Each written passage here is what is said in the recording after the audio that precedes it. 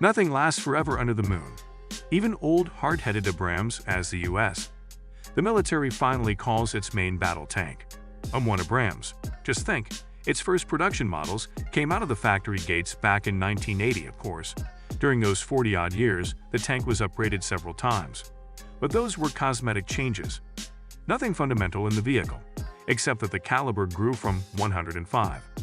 During the same time, for example, Russians made their T-80 tank 4 years earlier than Abrams managed to create. A T-90? Vladimir tank. No, that's not in honor of Russian President Vladimir Putin. He was not yet the president of Russia at the time of its release in 1091.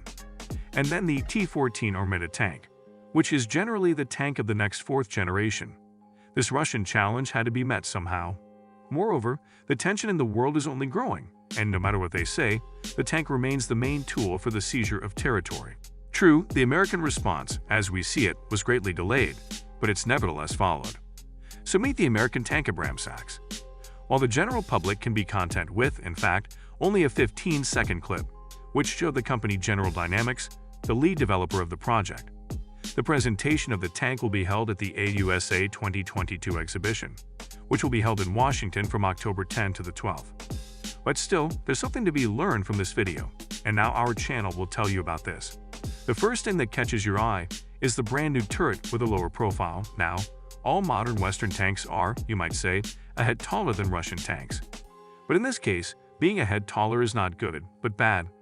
The probability to be detected and receiving a sub-caliber shell in this very head increases.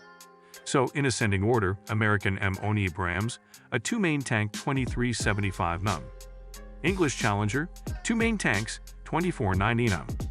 Israeli Merkal Mark IV, main tank 2660 Leopard 2, a 7-main tank 3180.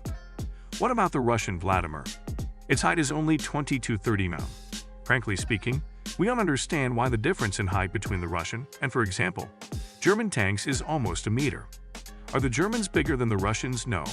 The Russians are not Chinese or Vietnamese. Maybe Western designers decided to give more comfort to their military. The Russians don't care. They're used to adversity. But the tank is not the passenger car. It's not the comfort that's more important here, but the survivability on the battlefield. But let's get back to the new Abrams with the letter X. What does the reduced height of the turret tell about? One of two things: either the designers decided to sacrifice comfort, or they decided to make the tank's turret uninhabited, like the Russian T-14 Armata tank. All the same, we hope that there will be a second option in this case. The protection of the tank crew increases dramatically. They'll be located under the turret, which will protect them with its entire thickness. And it's possible to make an armored capsule for the man, which can save them even in the case of an ammunition explosion. After all, for a tank, the explosion of the ammunition is 100% the death of the crew on the internet. You can find quite a few pictures of tanks with their turrets torn apart. It's even frightening to think about what happened to people. It became known that in the AbramsX, the main caliber will remain the same, the usual 120 mm. But the gun will be changed. Judging by the video, its barrel is similar to the one used in the XM360 cannon. Previously, it was tested for an armored vehicle XM202 under the now-closed program FCS combat system. The future 120mm XM360 cannon is created using new high-strength gun steel, light alloys, titanium, aluminum, and carbon fiber reinforced plastic. Compared to the M1 Abrams cannon weighing more than 500 pounds, the XM360 cannon is 800 pounds lighter and weighs about 1,700 ohms. This cannon is said to provide the capability to engage targets at distances of 10 and 0 meters. Unmanned aerial vehicles are used for reconnaissance and target designation. The XM360 will have an automated loading system, which will allow the tank to have a crew of 3. While the last, otherwise it already becomes somehow embarrassing for the Western tank builders. Russian tanks, thanks to the automatic loader, have a crew of 3 people when they started producing their T-64 tank.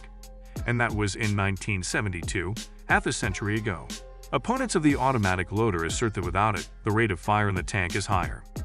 They say that with a trained loader, the tank can fire the first 3 shots in 15 seconds, while an automatic rifle will allow it to fire only 2 shots within the same time. Yes, but during the long fire, the advantage of the submachine gun is undoubted. 4 shots per minute for Abrams versus 8 shots per minute for Russian T-72. The explosion of the tank will kill only 3 people, not 4, in addition to the 120mm cannon. The new Abram will be armed with a 30mm automatic gun and a 7.62mm machine gun. And like the German-French advanced EMBT tank, it'll be controlled remotely. The 30mm cannon will allow hitting lightly armored targets without using more expensive 120mm projectiles. And here we come back to another bottleneck of all Western tanks and their masks. It seems that their designers think that their products will fight only on the Red Square in Moscow. Otherwise, HOBE has to explain that as a result of upgrades, the weight of tanks is steadily growing. For example, the English Challenger 2 already weighs 62.5 tons, the American Abrams, 63 tons, and the Israeli Merkava, an obscene 65 tons, and a Leopard 2A7. Tank manufacturers at the Euroshuari 2022 exhibition behaved like women and were too embarrassed to report their exact weight in the promotional materials distributed there. Let's open the big secret: not all the bridges of the Russians can bear such weight. Or are Western designers suppose that their tanks will fight only in Europe? Moreover, in Western Europe, Poland, Bulgaria, and other countries of the former Warsaw Pact, the bridges are the same as they were in the USSR. And here are the roads in front of you, which in Russia are far from uncommon. At the same time, the Russian T-90 weighs only 46.5 tons, and for him, these roads in which the Abrams are floundering are almost like superhighways. But the big weight is also the need for a powerful engine to push those tons of metal. Abrams has a gas turbine Honeywell IG T1500 with 1500 HP. But this herd of 1500 HP consumes 120 American gallons of fuel per 100 than a gallon per kilometer. By the way, one of the most likely reasons why the Americans don't want to give their Abrams to Ukraine in its war against Russia is that the Ukrainians simply can't provide them with that much fuel. Western tank building is at a standstill right now. Tanks are big, heavy, and require a lot of fuel. And for sure in the AbramsX tank, American designers have put a lot of effort into reducing the combat weight, which is becoming prohibitive on third-generation Western tanks. Well, how the whole undercarriage and powertrain compartment will change, we'll know in mid-October. Now we can only hope that this new AbramsX tank will be able to solve all the problems that have accumulated in Western tank building over the last decades. By the way, why is General Dynamics the main developer of the AbramsX? Abrams was developed by Chrysler Corporation, wasn't it? The fact is that the Detroit Armory of the Chrysler Corporation, the largest tank building company in the Western Hemisphere, was closed for mothballing due to a lack of orders at the required volume in 1996. Now tanks are produced at the Lima Tank Plant in Lima, Ohio, owned by the General Dynamics Corporation. And this, by the way, is clear evidence of the crisis that's hit American tank manufacturing. Well, we're left to wish AbramsX good luck once again. America needs it. Do you agree with that? Write about it in your comments. As usual, don't forget to like and subscribe.